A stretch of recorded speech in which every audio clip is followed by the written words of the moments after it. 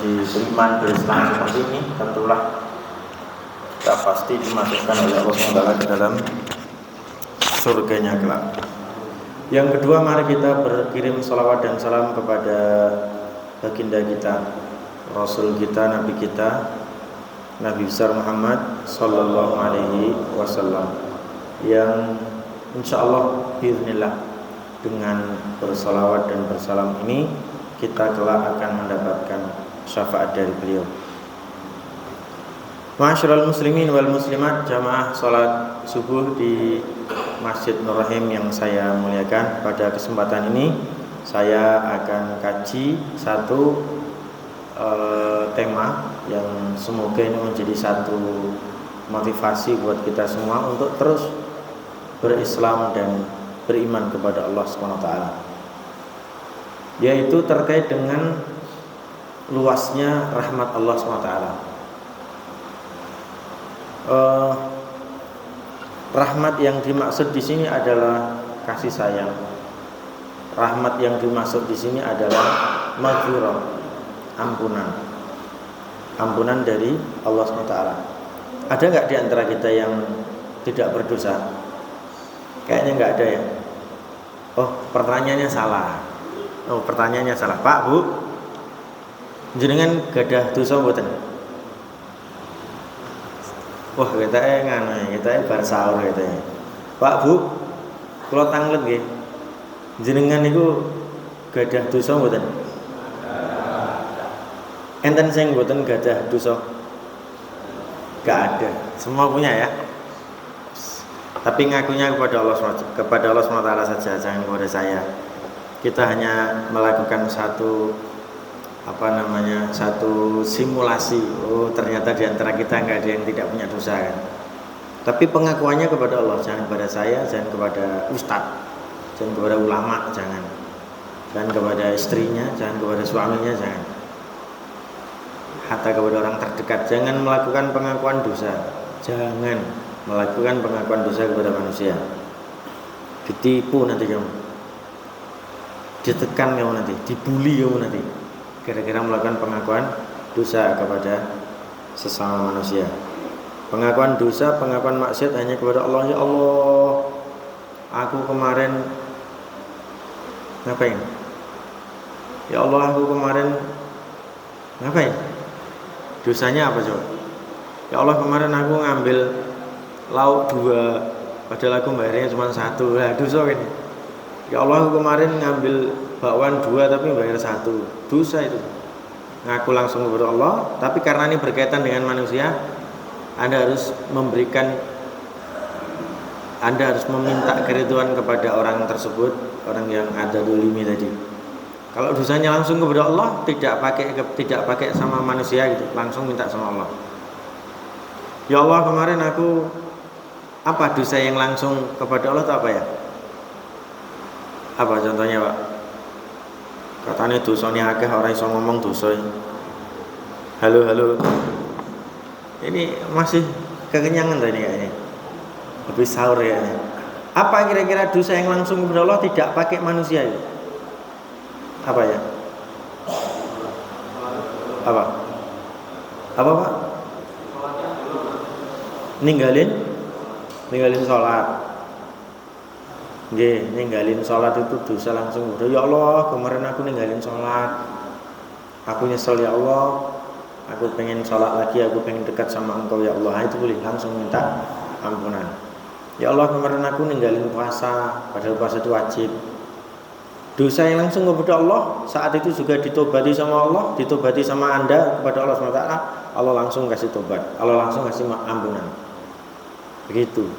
Tapi kalau dosanya kepada manusia, ada kaitannya dengan manusia seperti mendolimi, mencuri, mengkorupsi, apalagi ya ngambleng dan lain sebagainya yang berkaitan dengan manusia. Sebelum minta ampunan sama Allah, mintalah ampunan dulu kepada orang yang didolimi, baru nanti Allah memberikan ampunan. Lebih mudah Pak minta ampunan langsung kepada Allah daripada minta ampunan kepada manusia.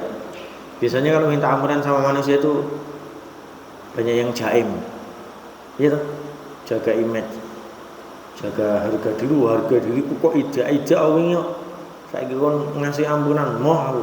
Nah, gitu. Atau harus bayar dulu gitu kan? Harus bayar dulu baru kemudian dimaafkan. Ala kulli hal ikhwati fillah, inilah yang disebut dengan rahmat. Rahmat itu ampunan, rahmat itu kasih sayang, rahmat itu rizki dari Allah, rahmat itu kehidupan yang Allah SWT tidak minta gantinya. Udah gitu aja, itulah yang disebut dengan rahmat. Luas sekali rahmat itu, dan kita akan bahas secara lebih detail pada kesempatan subuh ini, yaitu betapa luasnya rahmat Allah Subhanahu wa taala. Apa yang menunjukkan bahwasanya rahmat Allah begitu luas? Apa yang menunjukkan itu? Allah SWT berkata, Allah Subhanahu wa taala berkata dalam surat Al-A'raf 156, wa rahmati wasi'at kulla syai'. Rahmatku lebih luas daripada segala sesuatu. Jadi Allah menegaskan Allah punya sifat rahmat, punya sifat kasih sayang. Tapi di sisi yang lain sebenarnya Allah juga punya sifat yang lain. Salah satu dari sifat yang lain adalah amarah. Allah punya sifat marah. Nah, hati-hati. Allah punya kasih sayang, tapi Allah juga punya marah. Apa kata Rasulullah SAW dalam hadis qudsinya? Qala Rasulullah SAW, qala Allah Ta'ala, wa rahmati ghalabat ghadabi. Rahmatku itu mengalahkan amarahku. Artinya Allah punya amarah. Allah punya kasih sayang. Nanti kalau amarah dan kasih sayang ini berjalan bersamaan, maka niscaya amarahnya ini kalah daripada rahmatnya. Rahmatnya lebih menang. Rahmatnya menang daripada, rahmatnya bisa mengalahkan amarahnya. Gitu. Apa ilustrasinya gini? Ini contoh ya, contoh. Saya tidak berarti mengatakan bahwa perbuatan manusia sama dengan perbuatan Allah, atau sebaliknya perbuatan Allah sama dengan perbuatan manusia sama. Enggak, saya tidak bermaksud itu. Karena Allah laisa kamitslihi syai'. Karena Allah itu sifat-sifatnya tidak seperti hambanya. Tidak ada satupun yang bisa menyamai sifat-sifat Allah.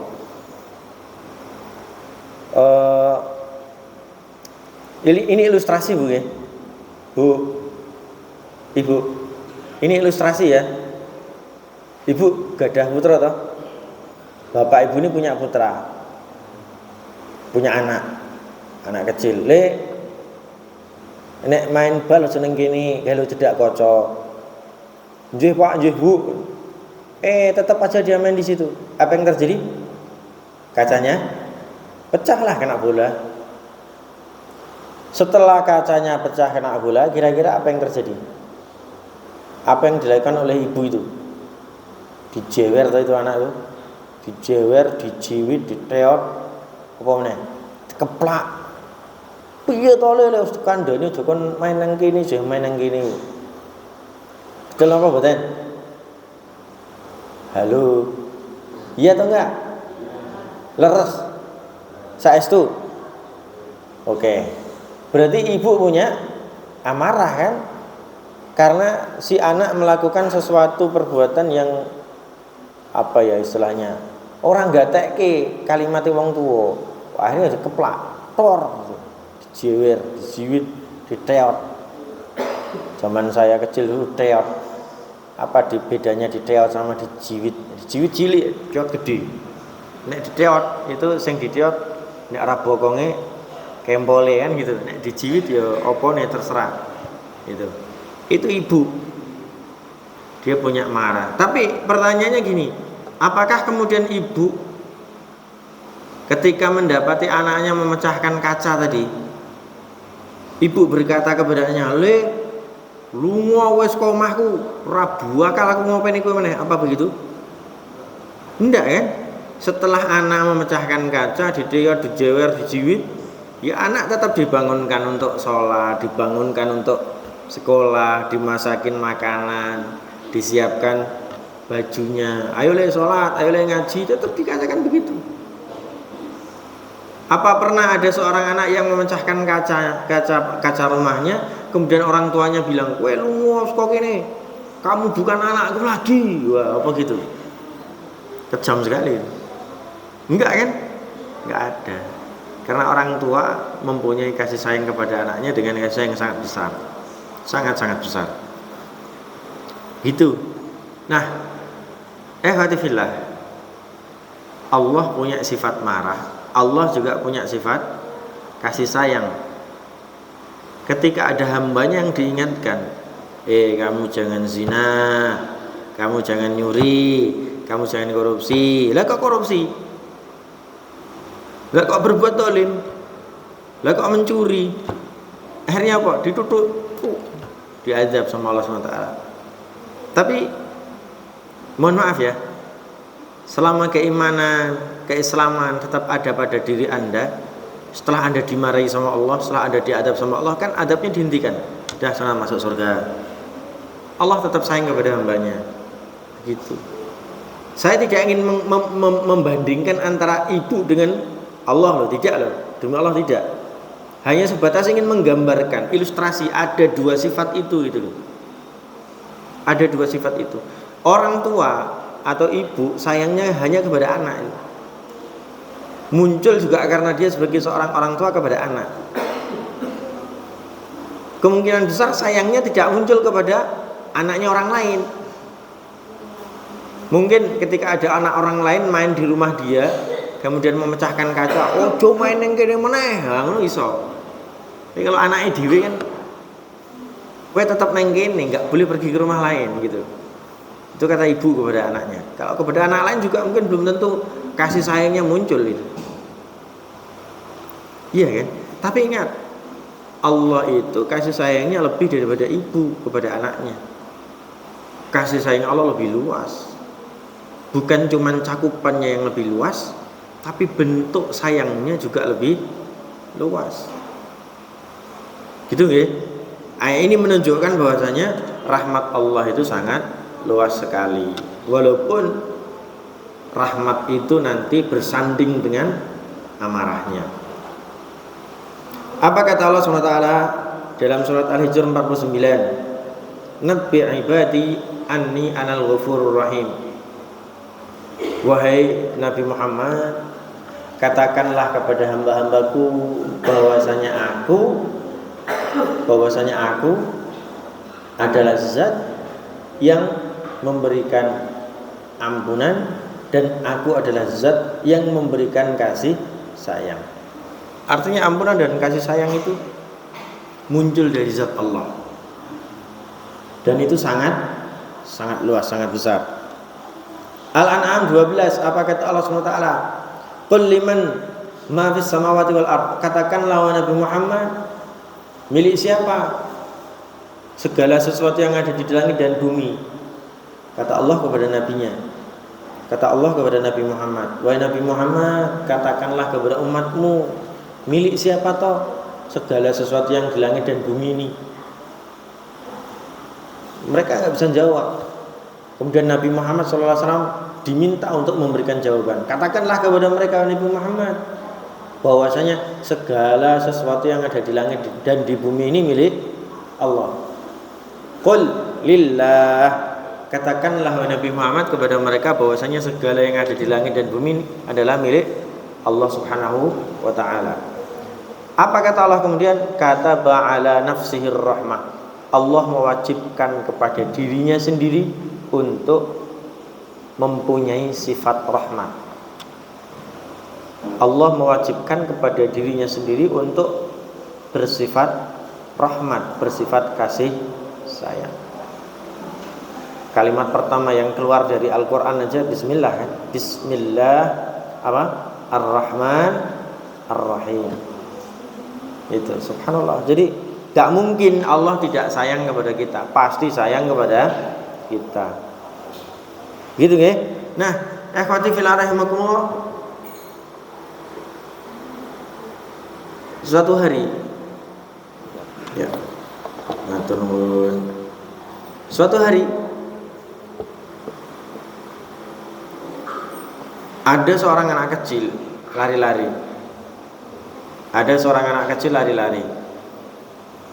Dia lari-lari di sebuah jalan kota Madinah. Dan saat itu ibunya sedang menunggu di depan pintu. Ibunya sedang menunggu di depan pintu rumah. Lari-larilah dia, namanya anak kecil ya, main-main ya. Ibunya ngerti nun jauh di sana ada kavaleri Rasulullah dan para sahabatnya. Kudane gagah-gagah, wontone gede-gede, mau perang. Kudane gagah-gagah, wontone gede-gede. Kenapa? Mau perang. Itu. Apa yang terjadi? Si ibu ini kemudian teriak-teriak, le sini le, di sini le gitu. Ibni, wahai anakku sini. Nah, namanya anak kan.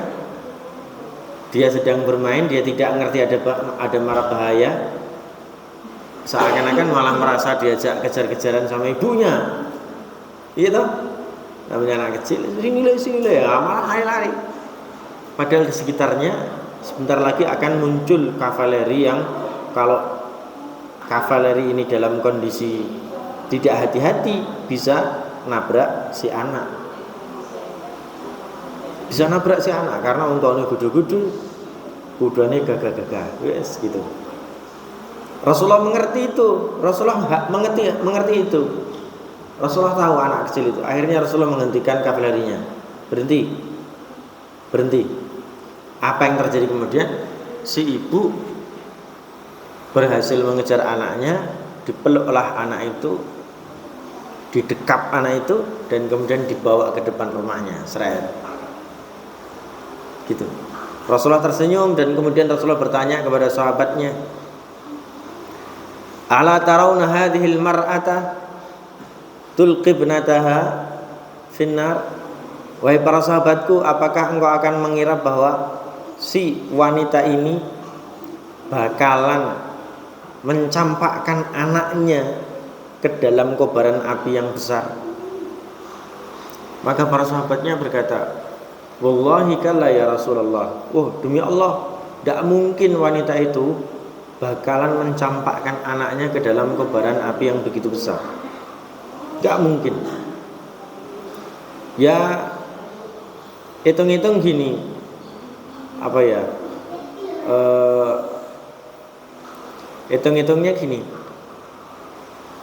Seorang anak aja ketika ada mara bahaya dia dilindungi, didekap, dicium, ya toh? Dipinggirkan, dihilangkan mara bahayanya untuk anak itu. Lah kok tiba-tiba orang tuanya mencampakkan ke api neraka itu kayaknya nggak mungkin gitu. Tiba-tiba orang tuanya atau ibunya mencampakkan atau membuang anak tersebut ke dalam kobaran api yang besar, kayaknya nggak mungkin. Itu kata para sahabat. Akhirnya apa? Kata Rasulullah sallallahu alaihi wasallam, wa kadzalika Allah. Begitu juga dengan Allah. Begitu juga dengan Allah. Wala yulqillahu habibahun nar. Allah tidak mungkin mencampakkan hambanya. Allah tidak mungkin mencampakkan hambanya yang dia kasihi ke dalam api neraka. Tidak mungkin. Sama dengan hadis yang pertama, lallahu arham min hadhil mar'ah. Allah lebih sayang daripada seorang ibu kepada anaknya. Hadis kedua ini juga sama. Allah tidak mungkin mencampakkan hambanya ke dalam api neraka. Sayangnya Allah lebih besar daripada marahnya. Pak Bu, ilustrasi tadi hanya ilustrasi satu. Ada banyak ilustrasi. Contoh yang kedua ngeten. Seorang anak memecahkan kaca. Setelah dipenging karo mbokne, le ojo main ning kene. Anak tetap main di situ, kemudian anak itu memecahkan kacanya. Ilustrasi yang kedua ini menggambarkan anak memecahkan kaca setelah dipenging karo mboke. Apa yang terjadi? Ibunya tidak sedang dalam kondisi marah. Mungkin karena ibunya duitnya banyak ya. Mungkin loh ya. Mungkin karena ibunya duitnya banyak. Terus anak ini biasanya nyenengke gitu kan. Artisnya ini masake. Akhirnya apa? Anak ketahuan ibunya memecahkan kaca, tidak dimarahi. Tidak dimarahi. Le, besok lagi jangan main di sini ya. Kenapa? Karena tuh kamu main di sini akhirnya kacanya pecah. Ibu harus beli kaca lagi yang baru. Ada yang seperti itu. Berbeda dengan ilustrasi yang pertama, seorang ibu yang marah kepada anaknya. Ibu yang marah kepada anaknya. Kemudian ilustrasi kedua adalah ibu yang nggak marah sama anaknya. Ada ilustrasi ketiga. Ada contoh ketiga. Si anak mecahkan kaca. Ibunya belum tahu, tapi ibunya sudah pernah menging. Le, ojo main neng kene ya ndak kocone pecah. Oke. Akhirnya ibunya mungkin pergi masak atau pergi mencuci baju itu. Si Tole ini tetap main di situ. Apa yang terjadi kemudian? Pecahlah kaca. Karena si anak ngerti, khawatir kalau ibunya marah, sebelum dimarahi, si anak ngapain? Si anak ngapain? Datang kepada ibunya. Bu, si Dole mecahke kaca. Mohon maaf, Dole nggak akan main lagi di sini. Kan gitu kan? Akhirnya apa terjadi? Ibu yang maunya marah nggak jadi marah. Kenapa? Karena si anak mengaku. Karena si anak menyesal. Akhirnya apa? Ya sudah, besok jangan main di sini lagi. Ada banyak ilustrasi yang bisa dilakukan oleh seorang ibu kepada anaknya setelah anaknya melakukan kesalahan-kesalahan. Ikhwati fillah, salah satu dari 10 amalan yang bisa mengangkat azab. Salah satu dari 10 amalan yang bisa mengangkat azab karena perbuatan dosa manusia. Jadi azab itu sebenarnya mau diberikan, seret tak turun ke azab. Tapi karena dia punya amalan itu, akhirnya azab ini tertolak. Akhirnya azab ini diangkat lagi sama Allah, nggak jadi diberikan, seret gitu. Apa amalannya? Amalan terbesar yang membuat dosa tidak jadi diazab, azab tidak jadi diturunkan adalah apa? Ini masjid ini sudah pernah saya kasih tahu nih. Apa amalan itu? Taubat. Taubat, Pak. Taubat iki piye to? Taubat yang aku. Ya Allah, aku salah. Ya Allah, kula nyesel. Kan gitu toh. Ya Allah, kula salah. Ya Allah, kula nyesel. Ya Allah, kula nyuwun pangapunten. Ya Allah, kula nyuwun pangapura. Ya Allah, kula nyuwun ampunan. Ya Allah, kula enggak bakal ngulangi meneh. Taubat. Nah, itu. Taubat adalah amalan pertama yang membuat Anda sebagai manusia yang pernah berbuat salah, azabnya tidak jadi diturunkan. Persis seperti ilustrasi yang ketiga tadi. Tapi ingat, seorang ibu tidak tahu kacanya pecah. Kalau Allah SWT, Anda berbuat buruk mesti tahu. Ilustrasi yang ketiga tadi kan ketika seorang anak tahu bahwasanya ibu belum tahu kalau saya mecahin kaca, maka dia ngaku dulu. Kan gitu. Tapi seorang manusia kepada Tuhannya, Tuhan selalu tahu. Tapi saking sayangnya Tuhan, saking sayangnya Allah SWT kepada kita, Allah tetapkan ada amalan, ada perbuatan yang membuat Allah tidak marah. Setelah manusia berbuat dosa, apa itu? Tobat. Tobat. Jadi ini bentuk dari kasih sayang Allah, bentuk dari luasnya rahmat Allah Subhanahu wa taala. Ini loh yang sangat luar biasa. Jadi ada contoh begini. Ada contoh hadis. Ada contoh dalam hal ini sebuah riwayat. Riwayat ini sampai kepada Rasulullah SAW. Ada seorang sahabat datang kepada Rasulullah. Rasulullah, celoko aku ya Allah, celoko aku ya Rasulullah, celoko. Halaktu ya Rasulullah, halaktu. Aku celoko. Akhirnya Rasulullah bertanya, kenapa kamu celaka? Wahai Rasulullah, aku ini telah berbuat dosa yang besar sekali. Gede banget dosa nih. Akhirnya Rasulullah bertanya kepada orang tersebut, "Lah, memangnya dosamu itu lebih besar daripada gunung yang ada di sekitar kamu?" "Wahai Rasulullah, dosaku lebih besar daripada gunung yang ada di sekitar ini." Lebih besar. Kemudian Rasulullah bertanya lagi, "Apakah dosamu lebih besar daripada lautan?" Maka kemudian sahabat tadi menjawab, "Wahai Rasulullah, dosaku lebih besar daripada lautan. Lebih luas lagi dosa itu. Ya Allah, celaka aku ini, ya Allah." Kata sahabat itu kepada Rasulullah. Kemudian Rasulullah bertanya lagi, "Apakah dosamu lebih besar daripada dunia ini? Apakah dosamu lebih besar daripada dunia ini?" Maka kemudian sahabat tadi memberikan jawaban, "Wahai Rasulullah, dosaku lebih besar daripada dunia ini." Gede banget itu dosanya kan? Pokoknya celaka aku, wahai Rasulullah, celaka banget aku. Dosaku gede banget. Kemudian Rasulullah bertanya lagi, "Apakah dosamu lebih besar daripada langit yang ada di atas sana?" Maka sahabatnya memberikan jawaban, "Wahai Rasulullah, dosaku lebih besar daripada langit yang di atas sana." Ditanya lagi sama Rasulullah, "Wahai sahabatku, apakah dosamu lebih besar daripada langit dan bumi saat langit dan bumi pernah disatukan sama Allah?" Maka kemudian sahabat itu menjawab, "Wahai Rasulullah, dosaku lebih besar daripada itu. Lebih besar daripada langit dan bumi saat langit dan bumi menjadi satu." Kata sahabatnya. Kemudian Rasulullah bertanya dengan pertanyaan terakhir, "Wahai sahabatku, apakah dosamu lebih besar dari luasnya rahmat Allah?" Sahabatnya terbelalak, matanya langsung melek.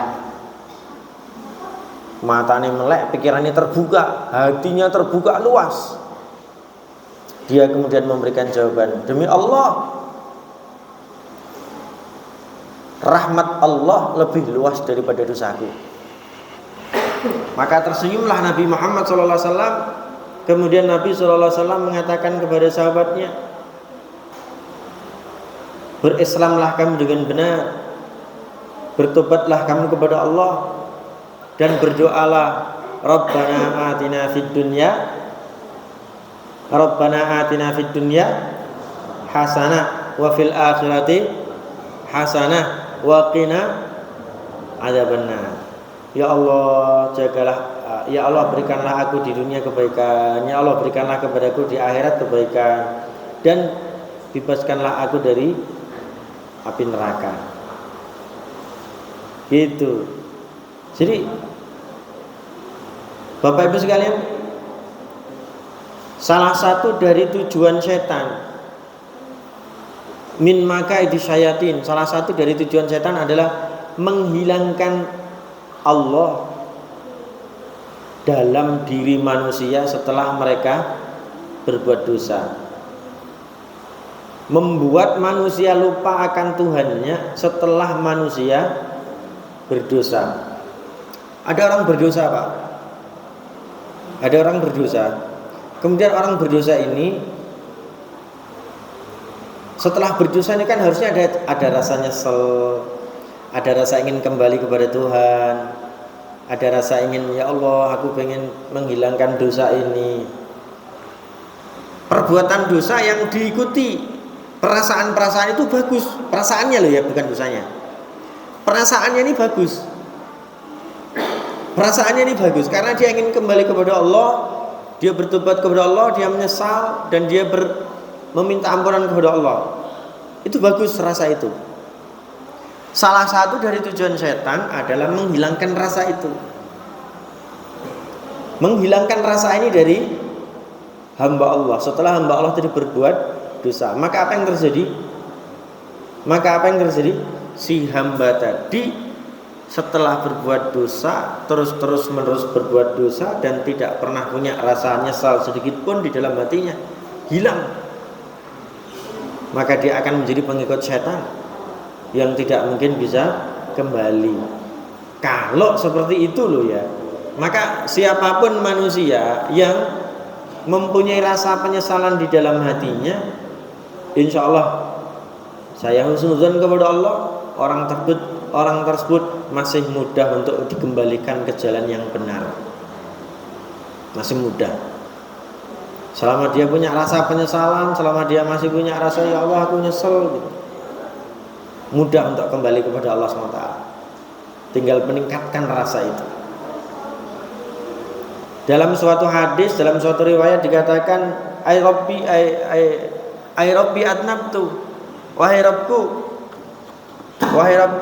aku ini banyak berbuat dosa. Kata hamba tadi,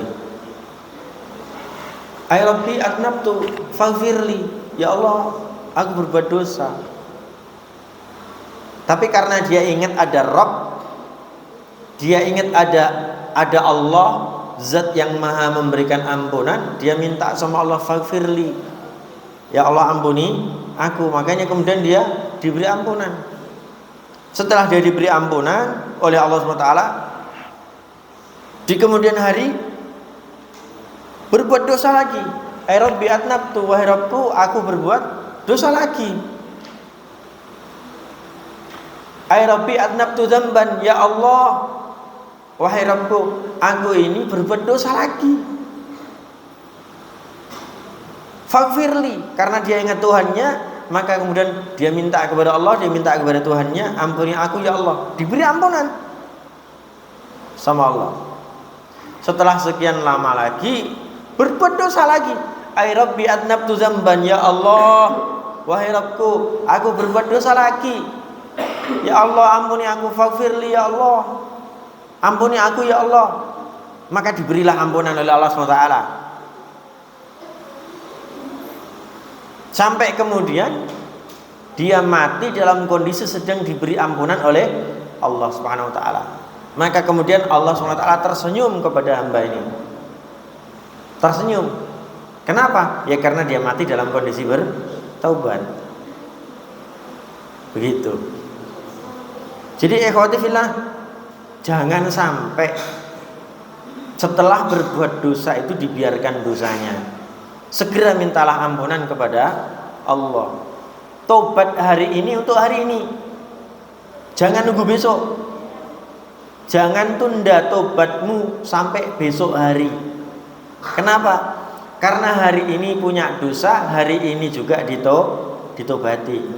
Bagaimana kalau besok? Belum tentu kamu ketemu besok. Kan gitu.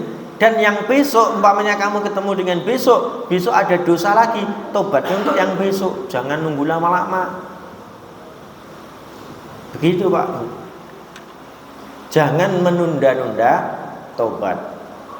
Maka saya minta nih para jamaah mengamalkan doa ini. Para jamaah mengamalkan doa ini. Ada satu doa yang diajarkan oleh Nabi Muhammad SAW, yang doa ini komplit banget. Satu doa yang memuat 5 poin. Satu doa yang memuat 5 poin. Allahumma inni as'aluka taubatan nasuha qoblal maut, atau dalam kalimat yang lain, Allahumma rzuqna taubatan qoblal maut. Ya Allah berilah kami rezeki taubat sebelum mati. Berilah kami rezeki taubat sebelum mati. Apa yang kedua?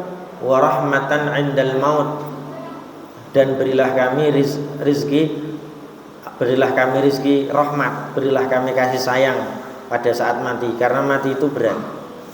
Mati itu perih. Mati itu menyakitkan.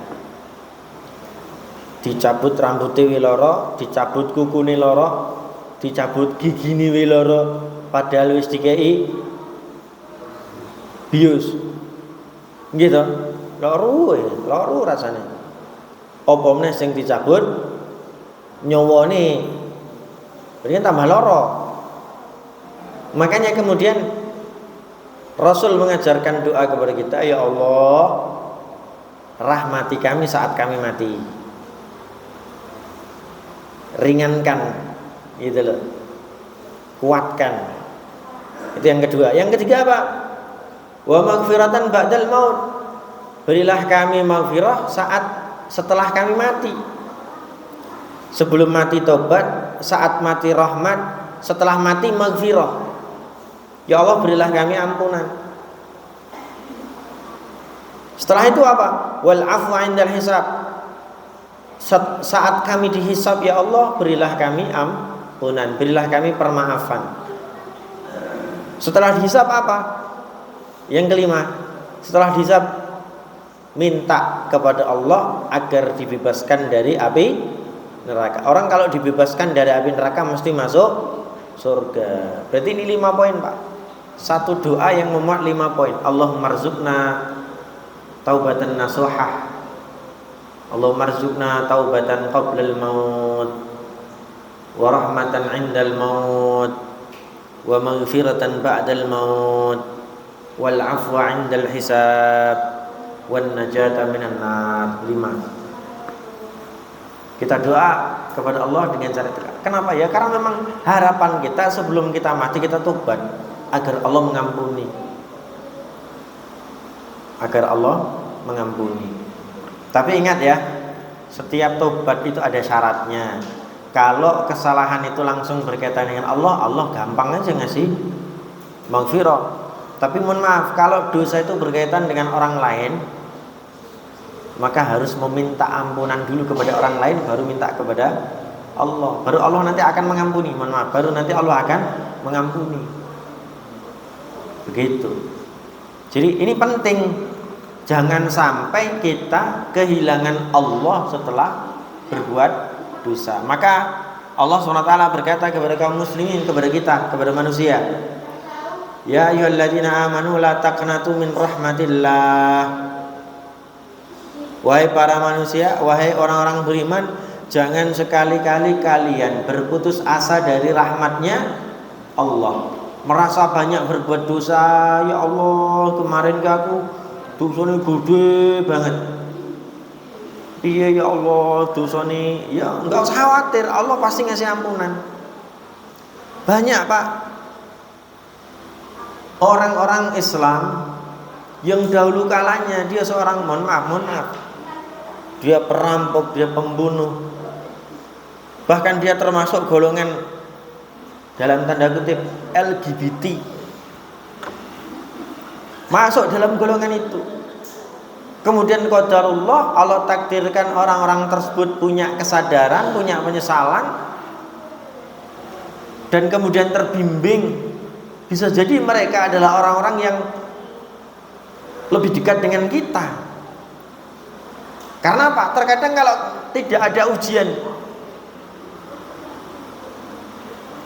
untuk manusia berupa maksiat, mohon maaf ya, terkadang kalau manusia itu tidak bermaksiat, dia menjalani harinya itu kayak tidak punya nilai gitu. Kecuali dia yakin loh ya, dia bermaksiat dan dia yakin, dia sadar, dia beramal soleh terus gitu, nggak ada gerunjalan maksiat di situ. Dia dekat dengan Allah, maka Allah tidak akan membiarkan dia jatuh ke dalam perbuatan maksiat. Paling-paling Allah SWT akan menjatuhkan kepadanya ujian-ujian fisik, ujian sakit, ujian mati, ujian kehilangan, itu banyak. Agar kemudian dia semakin dekat dengan Allah. Itu kalau orang banyak amalan solehnya gitu, ujiannya ada saja, tapi jarang berbuat maksiat. Tapi ada, Pak, golongan manusia yang ketika dia hidup justru dia jatuh ke dalam maksiat. Tujuannya apa?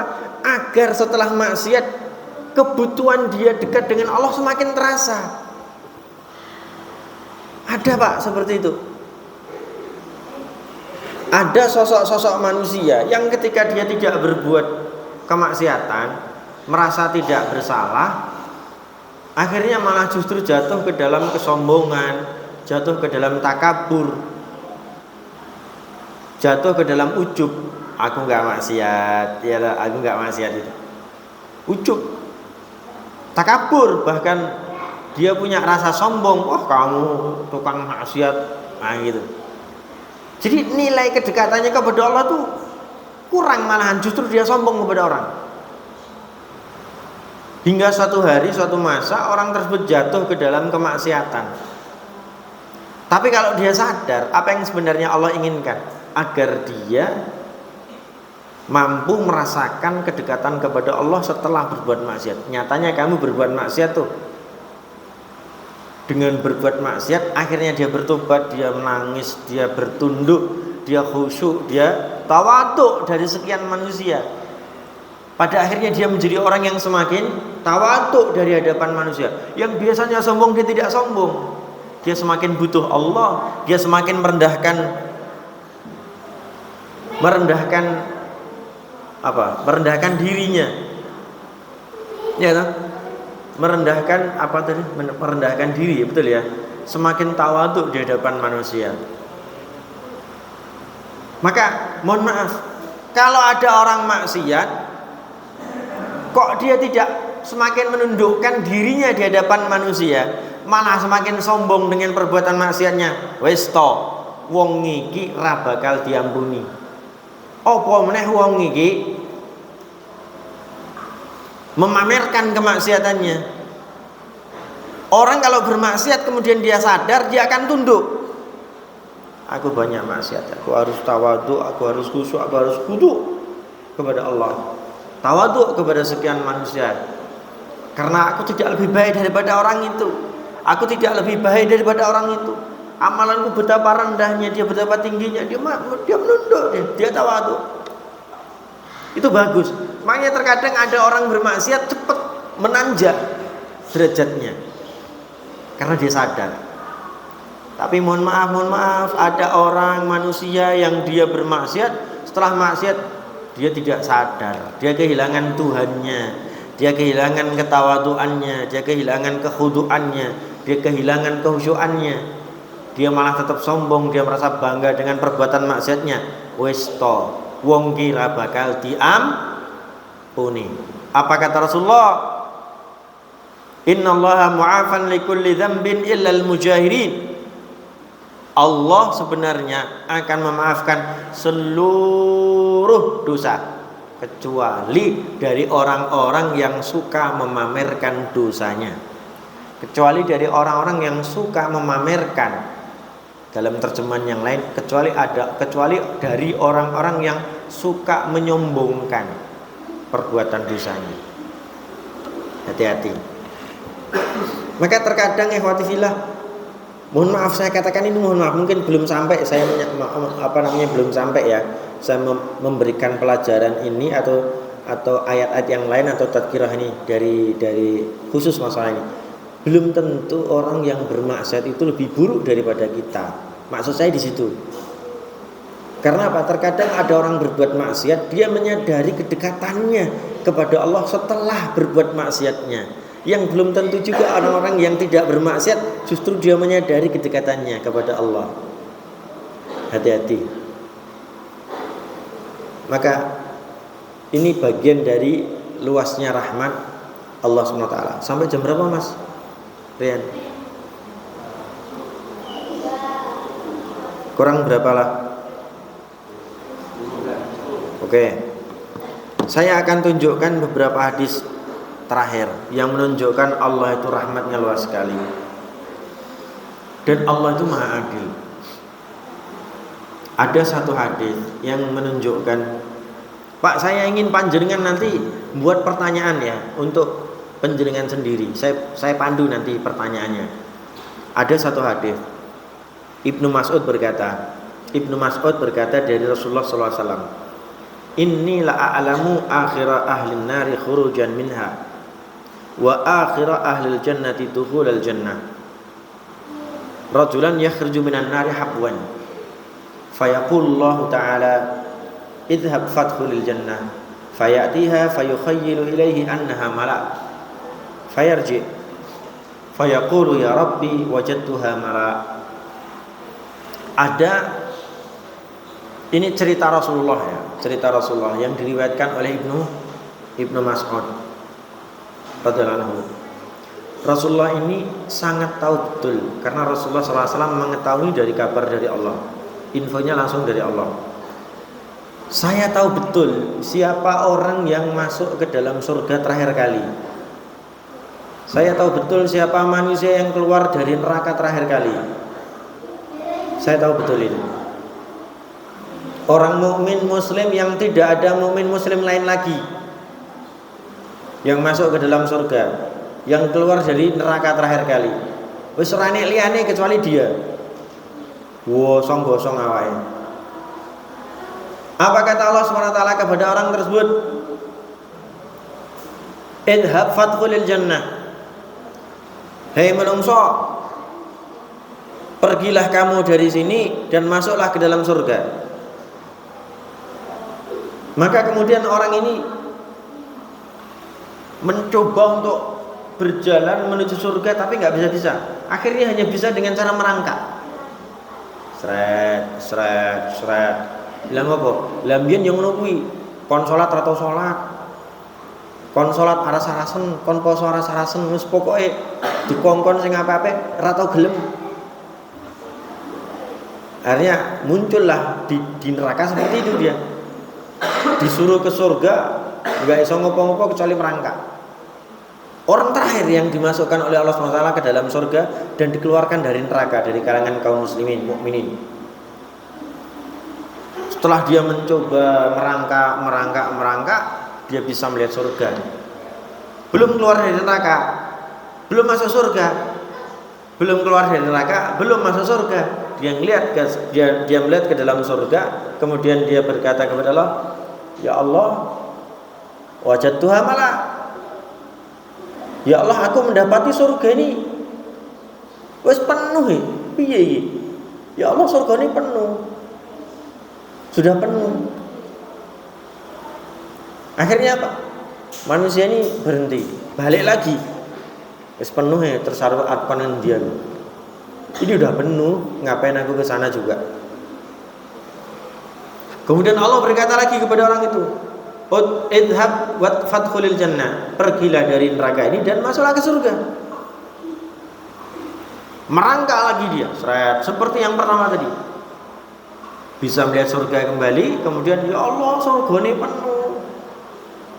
Aku harus dikek ngendi? Wis penuh. Aku udah biasa neng neraka ngono. Aku udah biasa di neraka, surgane penuh. Akhirnya pulang lagi dia.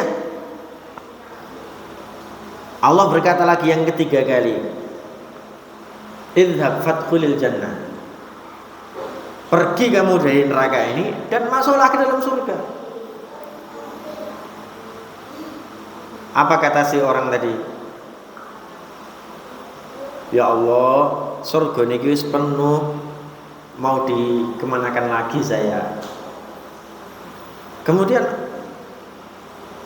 Allah mengatakan kepadanya, Allah berkata kepadanya, idhab fadkhulil jannah fa inna laka mithlad dunya bi asyrati amsalihha. Wahai hambaku, pergilah dari neraka ini, masuklah ke dalam surga, karena kamu mendapati jatahmu seperti dunia 10 kali lipatnya. Karena nanti kamu akan aku beri jatah surga 10 kali lipat dunia. Jadi yang diberikan kepada dia itu apa? 10 kali lipat dunia. Kalau Anda mendapatkan dunia itu nikmatnya luar biasa, wah neng tong mangu neng grojokan 1000. Engko grojokan 1000 ning surga ini luwih nyaman meneh 10 kali lipat. Nek panjenengan seneng karo ayam bakar sing ning surga kono luwih enak 10 kali lipat. Nah ngono lho. Opo wae 10 kali lipat lebih enak daripada dunia yang pernah kamu tempati. Idhab fadkhulil jannah fa innalaka mithlad dunya bi asyrati amsalihha. pergi dari neraka ini, masuklah ke surga, dan kamu akan mendapatkan jatah 10 kali lipat yang lebih enak, lebih luas, lebih indah daripada dunia yang pernah kamu tempati. Kata Allah SWT kepada hambanya. Jalan hamba tadi, sampai kemudian si hamba tadi masih berkata kepada Allah, Allahumma atas kharubi wa antal malik. Wahai Allah, apakah panjenengan ini ngenyek kula? Napa panjenengan ini ngenyek kula? Ngenyek, ngerti nyek? Napa panjenengan ini ngece kula ya Allah, sedangkan Engkau adalah Tuhan, sedangkan Engkau adalah Raja di Raja. Allah tertawa melihat perkataan hamba tadi. Kowe iki arep dilebokke ning surga kok ya ora percaya men to ya gitu ya. Ibaratnya gitu. Masya Allah ya. Ya karena mungkin dudunya dulu dikasih sholat gak mau sholat, dikasih puasa gak mau puasa, punya duit diceketem dhewe atau disedekahke dan sebagainya pokoknya. Tapi dia masih punya iman. Dia tidak membatalkan keimanannya, dia tidak memurtadkan keislamannya, dia tidak syirik, dia tidak kafir kepada Tuhannya. Cuman gak punya kebaikan. Sampai begitunya. Sampai di akhirat dia ngomong kepada Allah, atas kharubi wa antal malik, apakah jenengan ngenyek kula ya Allah, sedangkan jenengan itu adalah raja di raja. Maka tertawalah Allah pada saat Nabi SAW meriwayatkan hadis ini dan didengar oleh Ibnu Mas'ud. Nabi sendiri tertawa, sampai tertawanya itu kelihatan geramnya. Dan ketika Ibnu Mas'ud meriwayatkan hadis ini kepada para sahabatnya, Ibnu Mas'ud pun tertawa sebagaimana tertawanya Rasulullah. Ngeten nggih? Pertanyaan. Jadi kan saya janji, saya mau ngasih pertanyaan buat jenengan dengan hadis ini. Pak, Bu. Halo. Tasih kegiatan nih. Sampai jam 12 nggih? Tekan jam 12 sih. Lagi jam 5. Pak, Bu, pertanyaannya simpel. Berbanding dengan hadis ini, berbanding dengan orang yang berada di hadis ini, kira-kira jenengan mlebet surga napa mboten? Halo. Pak, Bu. Saya ulang, ora kompak iki lho piye to ya. Berbanding dengan orang yang berada di hadis ini, kira-kira jenengan mlebet surga napa mboten? Mlebet nggih? Berarti kan tausiah saya berhasil gitu loh. Anda harus husnudzon kepada Allah. Harus mempunyai prasangka baik kepada Allah. Ya Allah, nih ada orang yang seperti ini pun kamu masukkan surga. Ya Allah, aku ingin salatku ini kau nilai baik. Ya Allah, aku ingin amalanku ini kau nilai baik. Aku ingin puasaku kau nilai baik. Aku ingin sedekahku kau nilai baik. Aku ingin pada saat aku meladeni suamiku ini kau nilai baik. Ya Allah, aku ingin pada saat aku bermuamalah yang baik kepada istri-istriku ini, kepada anak-anakku ini, kau nilai dengan baik. Jadikanlah sebagai kunci surga, ya Allah. Anda punya hak untuk itu. Kalau Anda tidak berani menjawab, saya masuk surga, Anda seperti orang yang tidak mengenal betapa luasnya rahmat Allah. Itu yang saya maksud. Perlu ditakoni meneh mboten? Enggak perlu. Saya penting wis mudeng bahwasanya ayo kita tingkatkan seluruh amal ibadah kita agar rahmat Allah kepada kita itu turunnya semakin luas, semakin luas. Keluasan pertama yang Allah berikan kepada hambanya, bahkan pada saat masuk di padang mahsyar, orang tersebut tidak perlu dihisab, bahkan masuk surga langsung tanpa hisab. Kan gitu. Seandainya harus dihisab, ringan hisabnya ya Allah. Kan gitu. Seandainya harus Aduh ya Allah, seandainya harus masuk neraka ya Allah tolong angkat azab-azabnya ya Allah, jangan sampai lama-lama. Aduh, jangan sampai lama-lama. Kalau bisa jangan sampai masuk neraka ya Allah. Karena aku ngerti engkau rahmatnya lebih luas daripada azab. Rahmatmu lebih luas daripada amarahmu. Nonton nggih Pak nggih? Jadi Allah Subhanahu wa taala itu rahmatnya sangat luas. Saya kira ini yang dapat saya sampaikan. Ada pertanyaan? Saya persilahkan. Cukup? Oh, sudah kesel kita ini. Sudah kesel yang rengok iki. Insyaallah Pak Bu, kita masuk dalam golongan orang-orang yang diberikan rahmat oleh Allah Subhanahu wa taala. Amin ya rabbal alamin. Saya kira ini yang dapat saya sampaikan. Mohon maaf atas segala hilaf saya. Mohon maaf atas segala kesalahan saya. Tidak ada satupun yang saya inginkan dari seluruh tadkirah tadi, hadis-hadis tadi, cerita-cerita tadi yang saya sampaikan kecuali agar kita semakin dekat dengan Allah SWT, dan semoga kita masuk dalam golongan dan hamba yang dimasukkan oleh Allah ke dalam surganya. Amin ya rabbal alamin. Subhanakallahumma bihamdika asyhadu an la ilaha illa anta astaghfiruka wa atubu ilaik. Assalamualaikum warahmatullahi wabarakatuh.